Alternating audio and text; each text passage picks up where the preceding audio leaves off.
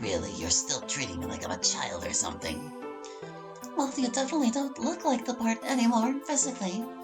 What even happened? How'd you grow up to look so mature? Oh, well, I've gotten successful over the years since recently. Started a career and all that. Now here we are. I see. So I guess my plan did work after all. Plan? What plan exactly? Well, you see, one of your brother's creations, specifically the Flame Prince Azure, is in that school. I see. I erased his memory so he could blend into society and have him live through a normal life in order for him to find his creation and take him back to this universe.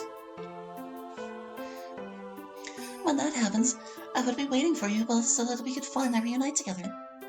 Ah, I understand. He's gotten close to a couple of people here or there right now. Even dating someone named Sayori. Good girl. Or no, it's me. Good girl. I'd say she'd definitely fit for royalty back at Azure's universe when your brother picks him up. Come to think of it, you're here. But where's... Right. My brother. Look, a lot of things had happened since Erica. The only reason why you're unable to find us is because me and my brother took different names now. I go by the name Dark, and my brother goes by the name of Prime now. So that's why I was unable to find you both. So, where exactly is Prime then? Well, he's split off himself. Literally. What do you mean?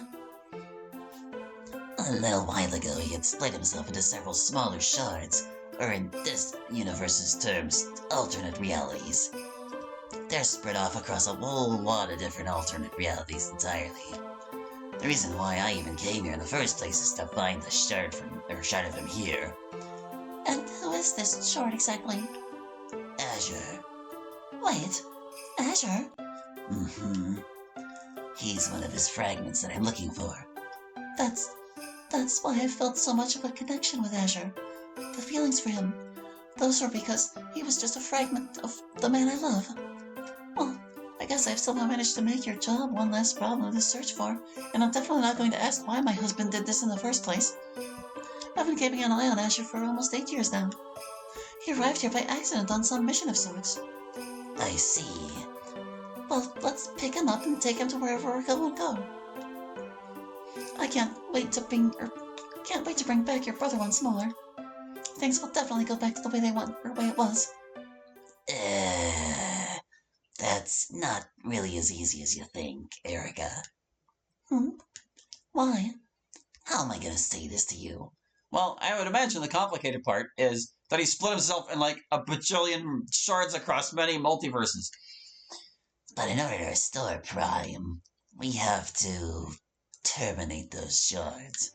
What? Look, I know it's difficult to take this information in, but I found out there's no other way to do this. In order to bring back my brother, your husband, we have to do this. This news completely darkens me. It's a darken or shakens? No, it's shakens. But that doesn't make sense. That doesn't really work. To think that in order for my husband to be restored, we have to kill all those shards of his spread out in different universes. In order to just simply restore him. Which also means Azure must be... No, I can't. I can't just kill Azure like that. There's gotta be a different way. I turn around in dismay. To think killing Azure must be done just to bring him back. There is no other way, Erica. Believe me, I've tried. If it were that easy, I wouldn't have agreed to my brother's plan he left for me to do in case this ever happens. Help me bring him back. Help me bring back my brother. Your husband. I just sigh. I will, but under one condition. Huh? What's that? Promise me that you won't involve his friends. They're a second family to me, and I don't want them being involved in all of this. So all I ask is that you keep them out of it. They don't need to end up with whatever happens with Azure. And, when you do get to him, please, make his death as painless as possible. Okay? You have my promise, Erica.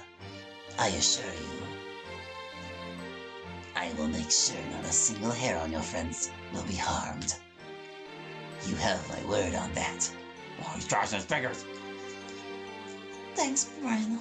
I'm glad I'm still able to trust you. Well, of course. We're family. Have to help each other, yes. True.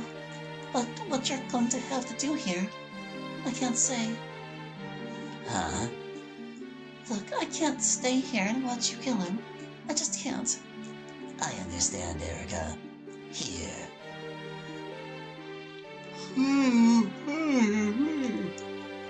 Dark hands me with some sort of small device. What's this? A teleporter I worked on a while back. You can use it to jump to any of the alternate realities I've been through before and some others that I haven't been yet. Although, don't expect something like another you appearing in a different reality or something like that. I've been through a couple before already and haven't really seen any other alternate versions of me in Prime other than his shards disguised as alternate versions of him. You can use this to make yourself scarce. This also acts as a two-way communicator, so in case you want to call me, you can use it to call me. I have another one myself here. He holds up another device similar to the one he just gave me. All right, Brian. Thanks. You're welcome again, Erica. Anyway, you should go make yourself scarce now. Oh, hold on. Yeah, we're welcome. I will come into contact with you once it's done. I nod as I hold the device he gave me. I press the button on the device as I'm then immediately transported across space and time. I was unsure of the reality the device had sent me to, but one thing was for sure. It was completely different from the one I was in. The others didn't exist, that's for sure. Same goes for Azure. However, my stay here was short, as Brian had called me through the device immediately. I wonder why he had immediately called up on me a few minutes after I had departed. However, what he said shocked me, or what he had said shocked me. It had already been nearly a decade now since I had left. Time was dilated as I traveled through into another reality completely. Needless to say, he had called me immediately, asking for my help, which I used the device then to travel to where he is. I arrive in the same place I was in moments later. The place looked similar, but the vibe I'm getting from this place seemed off. Like the place was still the same, but there was just something off-putting about it. But I could still sense Brian was here. I followed where my senses were telling me. Heading back down to the school, I got a little precarious. Azure and the others could be around here somewhere, so in the case they are, I decided to use my powers to make myself incorporated incorporeal to them. That means only certain people like Brian could see me, but not others. Nonetheless, I followed Brian's scent. What followed completely caught me by surprise. I see Brian fighting against someone in the empty building's hallway. He seems to be down on one knee, as the other guy seems to have overpowered him. I could sense some sort of destructive power from this stranger Brian is fighting against. But who and what exactly is he? And how does he exactly have this much power that could encounter against someone like Brian to begin with? We're gonna kill you, you absolute piece of shit! For everything you've done, for every nightmare you've given all of us, we're gonna kill you right here, right now! Yeah. The guy's fist then suddenly flashes purple, as it then starts glowing and burning a purple flame-like appearance. Cataclysm Surge! Of course, I recognize that power anywhere. I remember back then that my husband and myself were given each a set of 6 powerful gemstones. He was given the energems, and I was given the shape-shifting jewels. This man wields one of those powerful energems my husband was given. The power energem.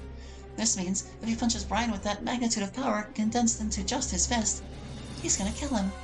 I can't let that happen. I floated behind the stranger. I can't just let I can't just let this be Brian's end. I already lost my husband. I cannot lose another family member. I'm sorry that I have to do this, but I can't just let you kill my brother-in-law. I then raise my hand towards Brian, as I then invoke the power of this space-time jewel. At the same time, too, the stranger with the power energem then rushes forward, going in for the kill immediately. As my hand glow, Brian would start glowing as well. The guy would phase through Brian completely. However, something happened.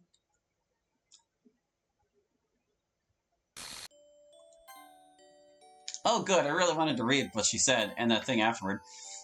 A lot of you are probably unaware of who I am, what I am, and why I'm here. Oh, hey, we're back at... Oh, wait, no, it's not. Never mind. Whether I'm someone important, someone evil, or I'm just another victim of circumstances. Truth be told, I'm neither of all of them. I'm just simply another forgotten story of the past that was lost and left with the old world. It's been a really long time now.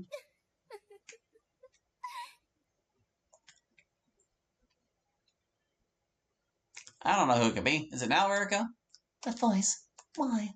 What is she doing here? Kurumi, right? Oh, Erica, you've done it now.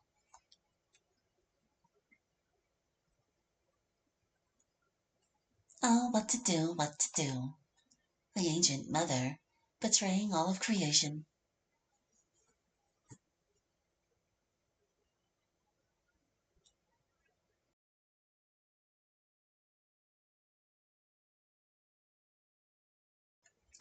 Eerie silence fills my room.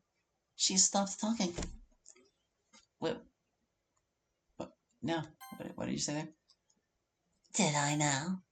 Looks like she left me alone. Oh, okay. That was what. Yeah, it was Kurumi.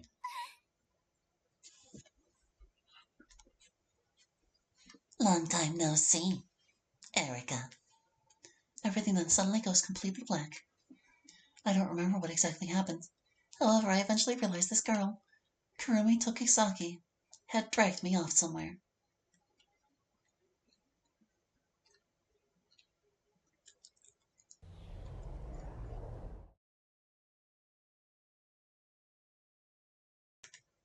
Let me go. Kurumi had brought me back into her domain. Her clones had dragged me from my home entirely, as they just popped in and started dragging me here for no reason. Kurumi, tell your clones to stop. Can I say something? I swear once I get my hands on them, I'll... Ugh. Out of nowhere, a bullet shot through me. I was more or less surprised than I was hurt.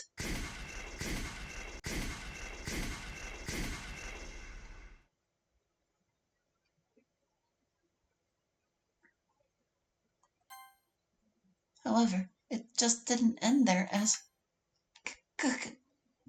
Kurumi, why? I collapsed over the floor as Kurumi had landed more than a couple shots around my body. Enough to actually hurt me badly. Erica, you should know better.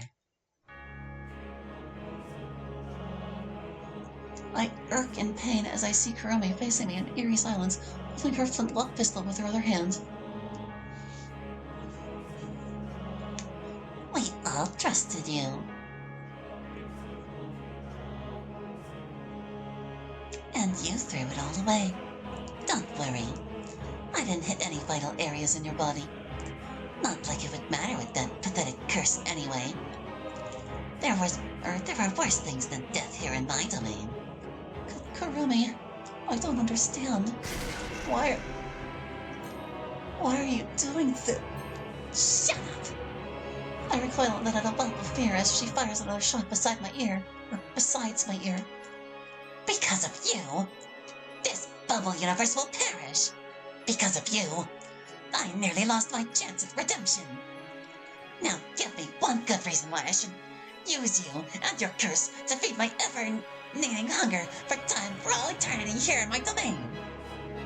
I don't know what you're talking about. What have I done exactly to piss you off this much so badly? Just tell me. Ugh, typical of you arrogant creators. Pride in your works, yet unable to retain your humanities once you wield such powers. Of course you don't know what I'm talking about. You haven't done it in this new universe. Yet, anyway. But then again...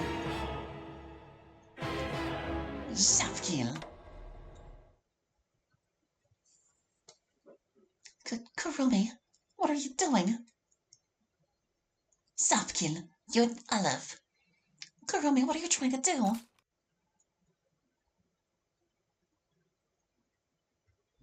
Kurumi, stop! This isn't funny anymore! Yes, it isn't funny. It never is. Yet everything you do, everything that all you creators do, are always funny. That is why history has always fated to repeat itself. But this time, rather than letting it repeat itself again, I will show you what history has in store with your intervention.